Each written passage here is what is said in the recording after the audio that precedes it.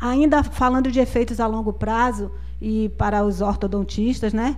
Porque, na verdade, o aleitamento, o ato de abocanhar e o ato de sugar faz o pleno desenvolvimento desse circuito fisiológico, que é a sucção, respiração e deglutição.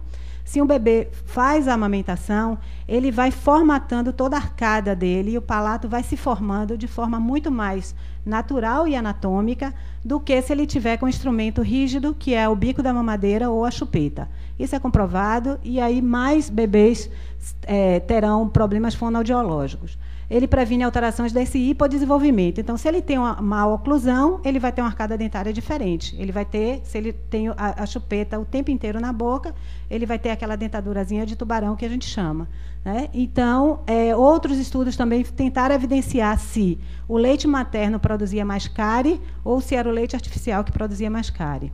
Apesar e a despeito das mães que amamentam passarem por muitas vezes à noite amamentando, porque isso é muito favorável para o bebê, acordar no meio da noite e aleitar é importante, porque é a noite que produz prolactina, um dos hormônios que são efetivos no aleitamento. Se produz prolactina, ela vai ter mais leite para a próxima mamada, que essa é a função desse hormônio. Ela vai ter mais bem-estar. E a despeito de aleitar durante a noite, como o leite materno é muito rico em cálcio e fósforo, isso vai fazer uma proteção da própria dentina, e isso vai melhorar a formação dos dentes, e ele não é, então, um fator que propicia cáries. Pode passar.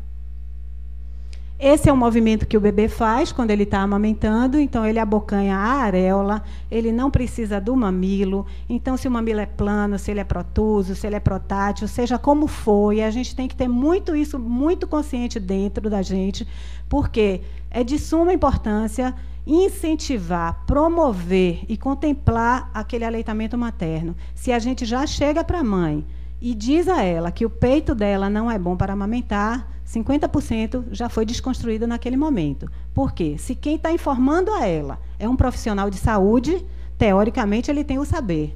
Mas que saber é esse que está promovendo o não aleitamento?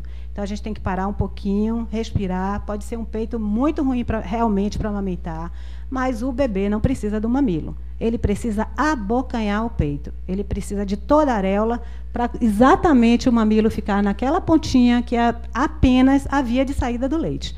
E quando ele faz esse movimento, que ele faz a oclusão com a língua, ele está fazendo um vácuo e moldando todo o palato. E isso é muito importante para a proteção da arcada dentária. Pode. E as outras fontes, porque o leite ele é simbiótico. Então, é o ser humano fabricando o leite para o próprio ser humano. Não é a vaca fabricando o leite para o ser humano. Então, se ele é homônimo, se ele é o leite perfeito para o outro ser humano, ele é muito importante também que a gente entenda e que a gente faça a mãe entender de que uma alimentação saudável também será importante para esse bebê. A gente sabe que proteína não varia muito no leite materno, mas as gorduras variam. A mãe que come mais gordura terá um leite mais gordo, certo? Esse bebê vai ficar mais gordinho. Mas gordura só, ela é muito boa. Ela melhora, faz crescimento cerebral, mas ela também tem que ter qualidade. E com a industrialização, a gente percebe que as gorduras trans, que hoje em dia, né, na moda, não, aqui não tem gordura trans, não tem gordura trans.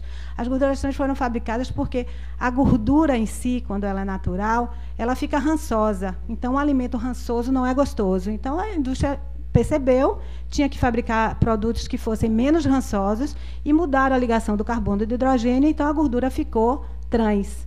Essa gordura trans, ela não provoca o crescimento. A gente precisa de ômega 3, a gente precisa de gordura saudável para produzir um bom crescimento. E a gente tem que estar atento, porque mães que estão em período de lactação precisam ter uma alimentação saudável, principalmente no que a gente conversa sobre a gordura.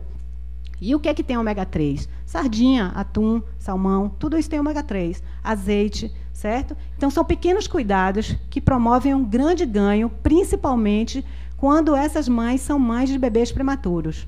Por muitas vezes a gente está trabalhando na UTI neonatal, a gente quer ter uma segurança e uma certeza de que a gente realmente está conseguindo nutrir o recém-nascido, principalmente os prematuros, principalmente os que são abaixo de 1 quilo, porque são bebês extremos, que estão no limite de vida, e a gente não consegue nutrir eficientemente.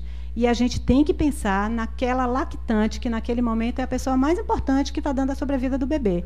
E as maternidades têm que estar preocupadas com isso, no sentido de nutrir a parturiente para que elas tenham uma alimentação saudável enquanto estão internadas e que possa orientar ela ao longo do tempo. E estudos mostraram que, se eles não têm o ácido gástrico de cadeia longa bom, certo? Eles não conseguem crescer tanto quanto os outros prematuros que foram ofertados de mães que tiveram uma nutrição melhor. Então, comer saudável é ter um leite bom para que esse bebê possa crescer saudável. Pode passar. Mais benefícios. De 0 a 12 meses, bebês amamentados exclusivamente vão ter metade do número de otites do que crianças amamentadas.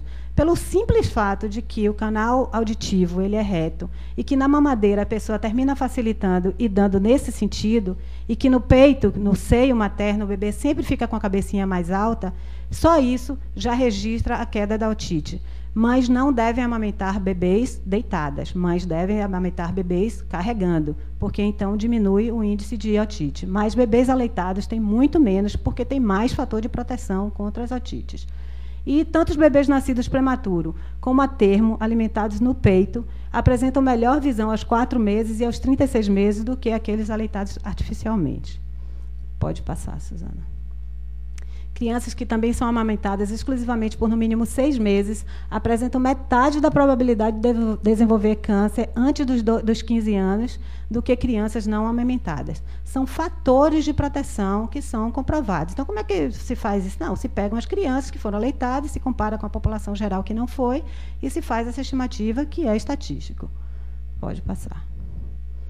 E para a mãe, o que é que acontece com a mãe que amamenta? Os benefícios do bebê acontecem, são evidentes, o crescimento é evidente, mas a mãe também tem benefícios, né? A mãe vai ter um menor risco de câncer de ovário e de mamas. E agora a gente sabe que mães que foram amamentadas e que amamentaram reduzem ainda mais o risco de câncer de ovário e o câncer de útero e de mama também. A maior perda ponderal. Se achava que não, que isso era um mito, mas a gente sabe que tudo e toda a reserva que ela adquiriu durante a gravidez será consumida de fato durante a lactação. Então, quando a gente vivencia uma Vanessa Camargo, uma Cláudia Leite, elas efetivamente amamentaram. O que elas fizeram além disso foi uma alimentação saudável, certamente, e exercício físico. Mas, efetivamente, as pessoas que estão na campanha de aleitamento materno, pela Sociedade Brasileira de Pediatria e pela própria Unicef e a Organização Mundial de Saúde, elas efetivamente aleitaram. E, na grande maioria delas, o que a gente vê são mães saudáveis e mães mais emagrecidas no pós-parto imediato. E, realmente, a grande contribuição é o aleitamento exclusivo. E um retardo maior no retorno dessa menstruação. Se os hormônios estão funcionando, se a ocitocina funciona, diminui o tamanho uterino, diminui o sangramento, ela vai ter uma maior reserva de sangue, de ferro, porque ela não vai perder no sangue, e ela vai adiar, então, essa menstruação, o que faz com que ela possa dar mais ferro para o seu bebê no aleitamento. Então, isso tudo é um ciclo que ajuda tanto a mãe quanto o bebê. E um menor risco de osteoporose também. Pode passar, Suzana. E ainda falando da ocitocina, que é bem legal, porque assim a mãe sente, a mãe, como a Judite, né, isso falou, a mãe está lá na rua e aí o leite esguicha. E aí ela sabe que o bebê está com fome, mas isso é um reflexo da ocitocina, que é temporal mesmo, e toda vez que ela está funcionando, ela está fazendo a expressão das células mioepiteliais que revestem ali os seios lactíferos e o leite esguicha, e até na hora que o bebê engasga. Mas esse reflexo é fundamental para diminuir a barriga, porque está diminuindo o útero, está aumentando a reserva de ferro, está fazendo com que essa mãe tenha maior perda ponderal também. Ela, como eu falei no início, que o bebê está alerta, ela vai diminuir a ansiedade materna, vai dar mais tranquilidade a essa mãe e vai aumentar a temperatura das mamas. Mães que produzem muita ocitocina têm mamas mais quentes. E isso é muito bom, principalmente no pós-parto imediato, porque isso vai fazer a elevação da temperatura corporal daquele bebê no momento que ele nasceu. Pode passar. Então, vai diminuir o sangramento, vai fazer o útero voltar mais rápido para o normal, vai diminuir a barriga também, e vai diminuindo o sangramento, vai prevenir a anemia materna e, por conta disso, menor anemia do bebê. A atonia uterina é a causa primária de hemorragia pós-parto. A atonia uterina é uma catástrofe para a mulher, porque o útero realmente ele entra em atonia, ele fica totalmente amolecido, e todo aquele sangramento vai, e a hemorragia pós-parto é a principal causa da mortalidade materna, que ela representa 25% das mortes. Então, é muito importante. Só que aí volta para a ocitocina. Se ela está amamentando e ela está tendo reflexo de ocitocina, esse útero vai passar a contrair. Por muitas vezes a mãe está muito mal, pálida, em atonia, mas a gente vai lá, coloca o bebê no peito, ela melhora e vai melhorando pelos níveis de ocitocina que aumentam. Então, é uma prevenção e a gente tem que estar pensando nisso. Próximo.